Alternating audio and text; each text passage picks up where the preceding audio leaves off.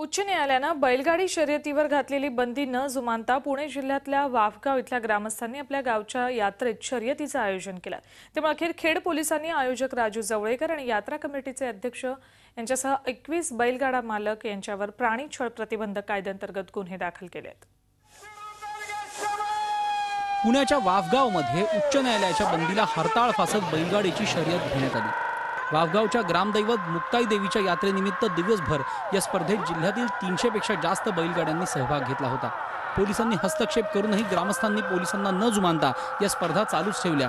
शेवटी रात्री उशिरा 21 बैलगाडी मालकांवर गुन्हे दाखल करण्यात आले। आज खोंडाची किंमत 10,000 झाल्यामुळे देशी गाई 5 वर्षात ही जात नष्ट होईल आणि शेतकऱ्याचं आतोनात नुकसान होऊन ह्याच्यातून उद्या सगळं आदर जगायचं साधन लोकांचं हिरावलं जात आहे।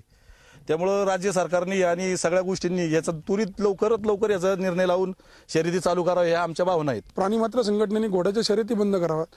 ज्या ठिकाणी ऊसाचे कारखाने आहेत आम्ही सर्वजण बघतो की ऊसाच्या गाडीला जो बैल झोपला जातो त्या ठिकाणी 2 बैलांना 5-5 टन 5,000 किलो ऊस त्या ठिकाणी वाहायला लागतो आणि त्यामुळे त्या ठिकाणी प्राणीमात्र संघटना काय डोळे झाकून बसली का?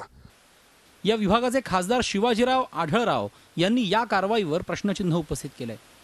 खरं म्हणजे बैलगाडा शर्यती हा महाराष्ट्राच्या संस्कृतीचा एक भाग आहे। गेल्या 300-400 वर्षापासून ग्रामीण भागामध्ये बैलांचं कौतुक करणं, मुख्य जनावरांचं कौतुक करणं, देवाला पूजा करणं ही आमची संस्कृती आहे आणि आजची नाही, छत्रपतींच्या काळापासून चालत आलेली संस्कृती तिचं जतन करणं आमचं गरज आहे। गावगावच्या यात्रा हंगाम सुरू असला तरी बैलगाड्या स्पर्धांना बंदी असल्याने यात्रांमध्ये उत्साह नाहीये। यामुळे आर्थिक उलाढालही मंदावली आहे।